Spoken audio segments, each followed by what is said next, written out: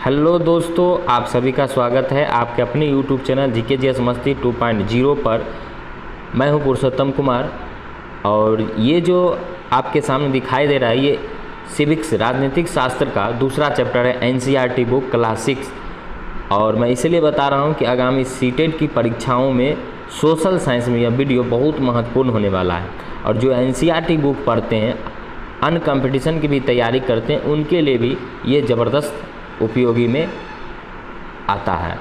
तो चलिए बिना समय गवाए हुए स्टार्ट करते हैं। यहाँ पे देखिए चैप्टर का नाम लिखा हुआ है विविधता एवं भेदभाव, अध्याय 2 क्लास 6।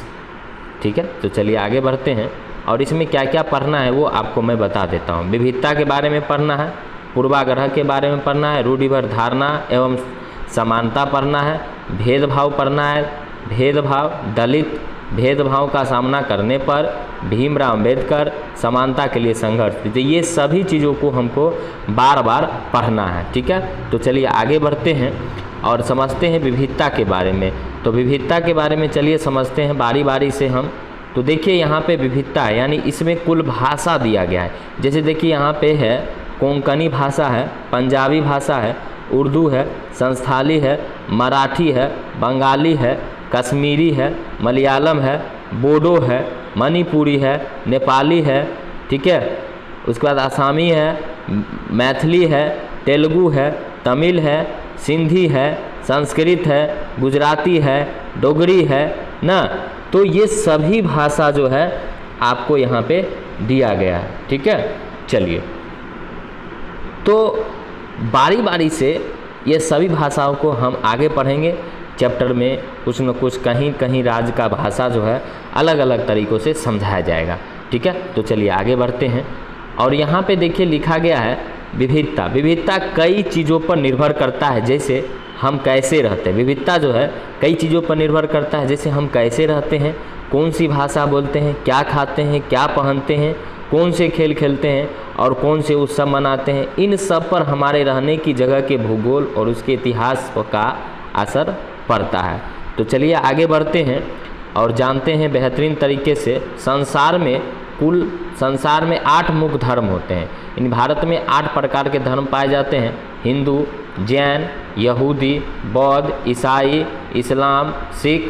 भारत में 8 प्रकारों के अनुयायी यही मानने वाले रहते हैं। यानी मतलब 8 धर्म के जो लोग होते हैं, जो मानते हैं अलग अलग धर्म को ना, वो अनुयायी कहलाते हैं। ठीक है, चलिए यहाँ 1600 से ज़्यादा भाषाएं बोली जाती है जो लोगों की मातृभाषा हैं। अब देखिए यहाँ पे क्वेश्चन पूछा जा सकता है कि हमारे भारत में कितने 100 भाषा बोली जाती है। तो 1600 से ज़्यादा भाषाएं बोली जाती है जो लोगों की क्या है, यह मातृभाषाएँ हैं। अब देखिए दोस्तों यहाँ लिखा हुआ है यहाँ से भी ज़्यादा तरह के नृत्य किए जाते हैं। यहाँ से ज़्यादा तरह के नृत्य भी किए जाते हैं। चलिए आगे बढ़ते हैं। और यहाँ पे देखिए पूर्वाग्रह है, यहाँ पे लिखा हुआ है पूर्वाग्रह। अब देखिए यहाँ चित्र के माध्यम से आपको बताया गया होगा, चित्र के माध्यम से ये आपको बताया गया। सी इज एन एंगल, ठीक है, तो इसका जवाब देता है सी स्माइल्स टू मच। ये क्या हुआ, ये हो गया आपका पूर्वाग्रह। इसके बारे में हम आगे पढ़ते हैं। चलिए इसके बारे में आगे बढ़ते हैं। अब देखिए यहाँ पे क्या है, पूर्वाग्रह लिखा हुआ है। क्या है, पूर्वाग्रह। और पूर्वाग्रह का मतलब क्या है, यहाँ पे देखिए जब हम किसी के बारे में पहले से कोई राय बना लेते हैं, जब कोई भी व्यक्ति हमें मिलते हैं तो उनके बारे में पहले से कोई राय बना लेते हैं और उसे अपने दिमाग में बैठा लेते हैं, तो वह पूर्वाग्रह का रूप ले लेती है। ज़्यादातर यह राय नकारात्मक होती है। अगर किसी के बारे में हम पहले से कोई राय बना लेते हैं तो उनके बातों को हम दिमाग में बैठा लेते हैं, तो वह किसका रूप ले लेता है, पूर्वाग्रह का, और यह निगेटिव हो जाता है। अगर हम सोचें कि अंग्रेजी सबसे अच्छी भाषा है और दूसरी भाषाएं महत्वपूर्ण नहीं है, तो अन्य भाषाओं को नकारात्मक रूप से देखेंगे। जैसा कि आप लोग समझते होइएगा कि गांव भर में अगर जो इंग्लिश नहीं जानते हैं, अगर इंग्लिश में उनसे अगर सवाल पूछा जाए तो उनको बिल्कुल समझ में नहीं आएगा, वो नकारात्मक रूप ले लेंगे। और नकारात्मक रूप में लेंगे तो दूसरे तरह से उसका जो है जवाब देने का प्रयास करेंगे, वो एक पूर्वाग्रह का रूप बन जाएगा। हम उन लोगों की शायद इज्जत नहीं कर पाएंगे जो अंग्रेजी के अलावा अन्य भाषा बोलते हैं। ये भी एक क्या होगा, ये एक पूर्वाग्रह का उदाहरण हो गया। ठीक है, चलिए अब चलते हैं रूढ़िवादी धारणाएं। यहाँ पे रूढ़िवादी धारणाएं अब इसमें क्या कर रहा है वो हम देखते हैं। चलिए, रूढ़िवादी धारणाएं, जब हम सभी लोगों को एक छवि में बांध लेते हैं या उनके बारे में पक्की धारणा बना लेते हैं तो उसे रूढ़िवादी धारणा कहते हैं। कहने का मतलब यह हुआ, जब हम सभी लोगों को अगर एक ही छवि में, यानी एक ही छवि में हम सभी व्यक्ति को रख लेते हैं तो उनके बारे में हमको एक तरह समझिए उनसे हमारा लगाव हो जाता है और एक धारणा बन जाती है, तो उसे हम क्या कहेंगे, रूढ़िवादी धारणा कहेंगे। कई बार हम किसी खास देश, धर्म, लिंग के होने के कारण किसी को कंजूस, अपराधी या बेवकूफ़ ठहराते हैं, ये भी रूढ़िवादी धारणा है। चलिए आगे बढ़ते हैं। चलिए अब आगे यहाँ पर है, इस प्रकार की धारणाएं हमें प्रत्येक इंसान को एक अनोखी अलग व्यक्ति की तरह देखने से रोक देती है। हम नहीं देख पाते हैं कि उस व्यक्ति के अपने कुछ खास गुण और क्षमताएं होती है जो दूसरे से अलग होती है। कहने का मतलब यह हुआ कि अगर कोई भी इंसान एक अलग, अनोखी और अलग व्यक्ति की तरह देखने से अपने आप को रोक लेती है तो हम नहीं देख पाते कि उस व्यक्ति के कुछ खास गुण और कुछ क्षमताएं क्या है और वो दूसरे से अलग है, ये नहीं देख पाते हैं। ठीक है, चलिए ये हो गया। आगे बढ़ते हैं। अब है समानता भेदभाव। अब पढ़ना है हमको समानता भेदभाव। तो समानता भेदभाव के बारे में जान लेते हैं। भेदभाव तब होता है जब लोग पूर्वाग्रह या रूढ़िवादी धारणाओं के आधार पर व्यवहार करते हैं। देखते होइएगा हमारे समाज में समानता ज़्यादा होता है, गरीब अमीर बहुत सारे लोग रहते हैं ना, तो उसमें क्या होता है, हमारे संविधान में अनुच्छेद 14 से 18 में बताया गया है। आपको पता होगा कि अनुच्छेद, मैं फिर से बताता हूँ, जो अनुच्छेद है, अनुच्छेद 14 से 18 में बताया गया है समानता का अधिकार है। लेकिन फिर भी क्या होता है, लोगों में जो है इसका जो है अवधारणा गलत हो जाता है। गरीब ही रह जाता है और अमीर ही हो जाता है। तो ये भावना को हमको देखना है और भेदभाव बिल्कुल नहीं करना है। गरीबी अमीरी से हमको भेदभाव नहीं करना है। ठीक है, ये रूढ़िवादी धारणा बन जाता है। बहुत से लोगों के पास अपने खाने, कपड़े और घर की मूल ज़रूरतों को पूरा करने के साधन और पैसे नहीं होते। बिल्कुल सही है। यहाँ पे क्या होता है, बहुत सारे लोगों के पास अभी भी, आज के भी समय में खाने, कपड़े, घर की मूल ज़रूरतों को पूरा करने के साधन भी नहीं हो पाते हैं क्योंकि उनके पास पैसा ही नहीं रहता है, वो सिर्फ जी लेते हैं। तो उनके साथ भी भेदभाव कर दिया जाता है। ये समाज में देखने की बात है। इनके साथ भेदभाव नहीं करना चाहिए। इनके सरकार के द्वारा जो दी गई सुविधाएं हैं इनको ज़रूर से मिलना चाहिए।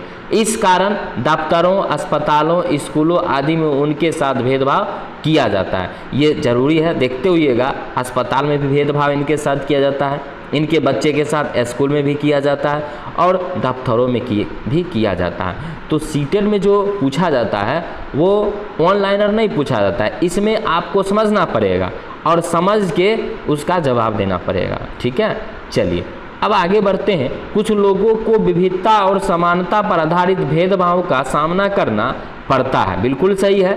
एक तो इस कारण कि वे उस समुदाय के सदस्य हैं जिनकी संस्कृति को मूल्यवान नहीं माना जाता है। ऐसे दोहरे भेदभाव का सामना कई जनजाति लोग, धार्मिक समूह और खास क्षेत्रों के लोगों पर पड़ता है। अब जनजाति लोग के बारे में जानिएगा तो जनजाति होता है एसटी, जो हमारे भारत में पाए जाते हैं और सबसे ज़्यादा पाए जाते हैं मध्य प्रदेश में। ये भी आपको याद रखना है। सबसे ज़्यादा कहाँ पाए जाते हैं जनजाति? मध्य प्रदेश में। और सबसे ज़्यादा अनुसूचित जाति कहाँ पाए जाते हैं? तो उत्तर प्रदेश में। ठीक है, चलिए अब हम लोग दलित के बारे में पढ़ेंगे। दलित ना, दलित के बारे में पढ़ेंगे। चलिए आगे पढ़ते हैं। और दलित शब्द जो है, जो नीची कहे जाने वाली जाति के लोग अपनी पहचान के रूप में इस्तेमाल करते हैं, जिनको मान लीजिए हम लोग एससी कहते हैं, वो एक दलित है ना। तो एक बार की बात है, जब गांधी और अंबेडकर के बीच समझौता हुआ था तो अंबेडकर जी का कहना था कि नीची जो जाति है उनको दलित कहा जाए। और पहली बार जो है महात्मा गांधी अपना जो हरिजन शब्द का इस्तेमाल जो है दलित के लिए ही कहे थे, लेकिन हरिजन शब्द जो है गांधी जी के द्वारा कहा गया था नीचे कास्ट के जातियों के लिए। और ये दलित जो है शब्द किया गया अंबेडकर जी के बीच। तो नीचे मतलब कहने का मतलब जो खासकर हमारे समाज में जो नीचे जाति के लोग हैं, खासकर आपको पता होगा, मैं जाति यहाँ पे नाम नहीं लेना चाहूँगा, जो जिनको एससी कहते हैं, और एससी में बहुत सारे जाति आते हैं जो काफ़ी गरीब होते हैं। सरकार ने इसके लिए बहुत सारे योजनाएं चलाई है और उनको छूट भी दिया जाता है। चलिए, इस शब्द को अछूत से ज़्यादा पसंद करते हैं। दलित का मतलब है जिन्हें दबाया गया, कुचला गया। बात देखिए यहाँ पे है कि एक समय की बात है, अंबेडकर साहब के साथ भी ऐसा ही हुआ था, क्योंकि वे महार जाति के थे और उनको भी दबाया जा रहा था, लेकिन फिर भी जो है वो आगे बढ़े अपने दम पे। और जो है एक समय आया जो इस जाति सूचक में उनका भी जो है बहुत बड़ा घोर अवहेलना किया गया था। जब उनको नौकरी लगा था तो वो भी ऑफिस में भी उनको प्रताड़ना मिलता था, इनके साथ बहुत भेदभाव किया गया था।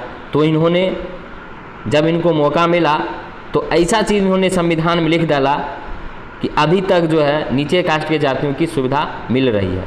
तो इसे अछूत भी कहा जाता है दलित को। तो ऐसा हमारे समाज की नहीं होनी चाहिए, यह अवधारणा है। सरकार ऐसे लोगों को अनुसूचित जाति के वर्ग में रखती है, बिल्कुल सही है, आपको समझ में आ गया होगा। यानी इसको बोलते हैं एससी। क्या बोलते हैं? एससी बोलते हैं, ठीक है। और इसको बोलते हैं अनुसूचित जाति। और एक होता है दोस्तों एसटी, इसको बोलते हैं अनुसूचित जनजाति। चलिए आगे बढ़ते हैं।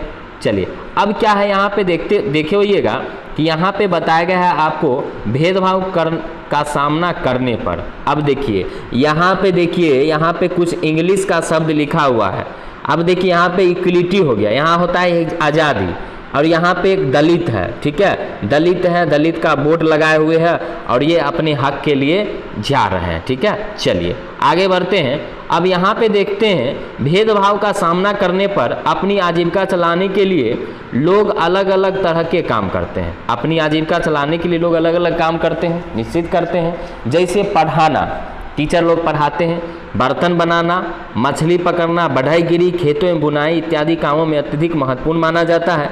जबकि सफाई करना, कपड़े धोना, बाल काटना, कचरा उठाना जैसे कामों को समाज में कम महत्व जाता है। बिल्कुल सही है, लेकिन सब जाति के लोग जो होते हैं वो अलग अलग, जिस जाति में रहते हैं उस जाति का जो है वो लोग काम करते हैं। लेकिन ऐसा भी कोई बात नहीं है, उनके साथ भेदभाव नहीं करना चाहिए। भेदभाव का इसमें जो है बुरा असर पड़ता है, लेकिन आजीविका अपना चलाने के लिए वो अपना जो उसका काम है वो महत्वपूर्ण माना जाता है, ठीक है। चलिए आगे बढ़ते हैं। चलिए समझ में आ रहा होगा आप लोगों को। चलिए अभी बहुत सारे वीडियो को लोड करना है, मैं बारी बारी से लोड कर रहा हूं आप लोगों के बीच। इसीलिए जो लोग इन कामों को करते हैं उनको गंदा और अपवित्र माना जाता है। जैसे घर उर साफ करना ना, ऐसा जो काम करते हैं उसको अपवित्र माना जाता है। यह जाति व्यवस्था का एक बड़ा ही महत्वपूर्ण पहलू है। जाति व्यवस्था में लोगों के समूह को एक तरह की सीढ़ी के रूप में रखा गया है। जिन्होंने अपने आप को इस सीढ़ी में सबसे ऊपर रखा है उन्होंने अपने को ऊंची जाति में उत्कृष्ट कहा है। जिन समूहों को सीढ़ी की तली में रखा गया उनको अछूत और अयोग्य कहा गया। तो बिल्कुल इस लाइन से आपको समझ में आ गया होगा, पूरी की पूरी तरह ये जाति सूचक से संबंधित है, तो इसको पूरा आपको समझ में रखना है, ठीक है। चलिए तो जाति सूचक पे ज़्यादा मैं नहीं बोलता हूँ, ठीक है, वैसे आप लोग को पता ही होगा। चलिए सबसे महत्वपूर्ण चीज, भीमराव अंबेडकर 1891 से 1956, 14 अप्रैल 1891 में इनका जन्म हुआ था। 14 अप्रैल याद रखिएगा, 14 अप्रैल 1891 में जन्म हुआ था इनका, और 1956 में मर गए थे। और इनके द्वारा जो काम किया गया बहुत ही अच्छा काम किया गया, इनके बारे में हम लोग बारी बारी से पढ़ेंगे। चलिए सबसे पहले ये जन्म इन्हें नहीं दिया गया है तो मैं बता दूं, इनका जन्म 14 अप्रैल 1891 में मध्य प्रदेश के मऊ जिला में हुआ था। तो चलिए याद करते हैं, आगे पढ़ते हैं, हमको और याद भी करना है। भारतीय संविधान के पिता एवं दलितों के सबसे बड़े नेता के रूप में जाने जाते हैं। यानी आपसे अगर पूछा जाए कि संविधान का पिता किसे कहा जाता है तो भीमराव अंबेडकर को कहा जाता है।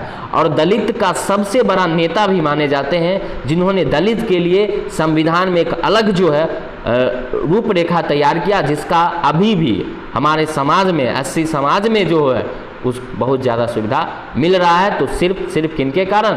तो भीमराव अंबेडकर के कारण। बात समझ में आ गया होगा। चलिए, उनका महार जाति में जन्म हुआ था जो अछूत मानी जाती है। महार का मतलब आप लोग समझ में आ गया होगा कि महार जाति जो होते हैं वो जाति सूचक मैं यहाँ पे नहीं कहना चाहता हूँ, लेकिन फिर भी मैं कह रहा हूँ, महार का मतलब होता है डोम जाति। ठीक है। चलिए, अंबेडकर अपनी जाति के पहले व्यक्ति थे जिन्होंने अपनी पढ़ाई पूरी की और वकील बनने के लिए इंग्लैंड गए। सबसे पहले व्यक्ति समाज में, दलित समाज में सबसे पहला व्यक्ति थे अंबेडकर जी, जिन्होंने पढ़ाई के लिए इंग्लैंड गए। किस चीज़ की पढ़ाई के लिए? तो शानदार तरीके से याद रखिए, किस चीज़ की पढ़ाई के लिए? तो वकील की पढ़ाई के लिए। ठीक है। चलिए आगे बढ़ते हैं। अब यहाँ पे बताया गया है आपको, दलित से अलग तरह की सरकारी नौकरी को कहा ताकि वे जाति व्यवस्था से बाहर निकल पाएँ। दलित से अलग अलग तरह की सरकारी नौकरी को कहा ताकि वे जाति व्यवस्था से बाहर निकल पाए, वो दलित न रहे। दलितों के मंदिर में प्रवेश करने के लिए जो कई प्रयास किए जा रहे थे, उनका अंबेडकर ने नेतृत्व किया। देखिएगा, हमारे समाज में ये सबसे बड़ी कुरीति है। अब ऐसा नहीं है, लेकिन बहुत सारे जगह ऐसा भी होता है, दलितों को मंदिर में भी प्रवेश करने की इजाज़त नहीं दी जाती है, लेकिन धीरे धीरे यह प्रचलन खत्म हो रहा है। भीमराव अंबेडकर ने आगे चलकर अपना धर्म परिवर्तन कर बौद्ध धर्म अपनाया। अब क्वेश्चन यहाँ पे पूछा जाएगा कि भीमराव अंबेडकर ने हिंदू धर्म को छोड़कर कौन सा धर्म अपनाया था? तो आपको याद रखना है बौद्ध धर्म। ठीक है। चलिए आगे बढ़ते हैं। अब यहाँ पर है समानता के लिए संघर्ष, इक्वलिटी। यहाँ इक्वलिटी का मतलब होता है दोस्तों आज़ादी। क्या होता है? आज़ादी। यानी आपको पता होगा, सब अपना अपना आज़ादी चाहता है कि हम आज़ादी की तरह हम लोग जिए, तो उसके लिए संघर्ष करना पड़ता है। तो यहाँ पे यही चीज़ है, समानता के लिए संघर्ष। ठीक है। चलिए, बहुत सारे वीडियो को लोड करना है, चिंता नहीं करिए, बस मेरे चैनल से जुड़ जाइए। आपको SST के बारे में बिल्कुल नहीं सोचना है। समानता के लिए संघर्ष, ब्रिटिश शासन से आज़ादी पाने के लिए जो संघर्ष किया गया था, उसने समानता के व्यवहार के लिए किया गया संघर्ष भी शामिल था। दलितों और औरतों, जनजातियों और किसानों ने अपने जीवन में जिस गैर बराबरी का अनुभव किया, उसके खिलाफ लड़ाई भी लड़ी गई। दलितों ने लड़ाई भी लड़ा और ब्रिटिश शासन में भी समानता के व्यवहार के लिए भी संघर्ष किया गया था। और जब 1947 में भारत आज़ाद हुआ और एक राष्ट्र बना, तो हमारे नेताओं ने समाज में व्याप्त कई तरह की असमानताओं पर भी विचार किया था विचार। चलिए आगे बढ़ते हैं। अब है अस्पृश्यता। अस्पृश्यता जो हमारे भारतीय संविधान के अनुच्छेद 17 में है। अनुच्छेद कितना में है? तो 17 में है। अनुच्छेद 17 में है। क्या है 17 में? तो अस्पृश्यता का अंत है, यानी छुआछूत को अपराध की तरह देखा गया है और इसे कानूनी रूप से खत्म कर दिया गया। बिल्कुल याद रखिएगा, यानी छुआछूत को अनुच्छेद 17 से में रखा गया है, यानी अस्पृश्यता का अंत है, और छुआछूत बिल्कुल खत्म कर दिया है कानूनी रूप से। ठीक है। तो छुआछूत हमारे भारत में है ही नहीं। नौकरियां सभी लोगों के लिए खुली हुई है। इन सब के अलावा संविधान में सरकार पर यह विशेष रूप से जिम्मेदारी डाली थी कि वह गरीबों और मुख्य धारा से अलग थलग पड़ गए समुदायों को इस समानता के अधिकार के फायदे दिलवाने के लिए विशेष कदम उठाए। ठीक है। चलिए तो आगे बढ़ते हैं। तो समझ में आ गया होगा, नौकरियों के लिए सभी लोगों का दरवाज़ा खुला हुआ और अस्पृश्यता का अंत अनुच्छेद 17। ठीक है। चलिए अब यह लास्ट है यहाँ पे और मैं इसको ख़त्म करूँगा यहाँ से। हालांकि असमानता आज भी मौजूद है, असमानता आज भी है। समानता वह मूल्य है जिसके लिए हमें निरंतर संघर्ष करना होगा। भारतीयों के लिए समानता का मूल्य वास्तविक जीवन का हिस्सा बने। संविधान में कहा गया है कि कोई एक भाषा या व्यवहार सबके लिए अनिवार्य नहीं बनना चाहिए। भारत एक धर्मनिरपेक्ष देश है जहाँ लोग बिना भेदभाव के धर्म का पालन करते हैं। इसे हमारी एकता के महत्वपूर्ण कारक के रूप में देखा जाता है। भारत हमारा क्या है? एक धर्मनिरपेक्ष देश है। यहाँ सभी धर्मों को एक समान माना गया है। ठीक है। सभी धर्मों को क्या माना गया है? एक समान माना गया है। ठीक है। तो चलिए ये यहाँ पे इसको ख़त्म कर दिया जाता है और इसी तरह का वीडियो देखने के लिए, चैप्टर वाइज वीडियो देखने के लिए नोट्स की तरह मैं पढ़ाने वाला हूँ और मेरे चैनल को सब्सक्राइब कीजिए और दोस्तों के बीच भी शेयर कर दीजिए। एसएसटी के लिए आपको सोचना बिल्कुल नहीं है। तो चलिए मैं इस वीडियो को यहीं समाप्त करता हूँ। जय हिंद, वंदे मातरम।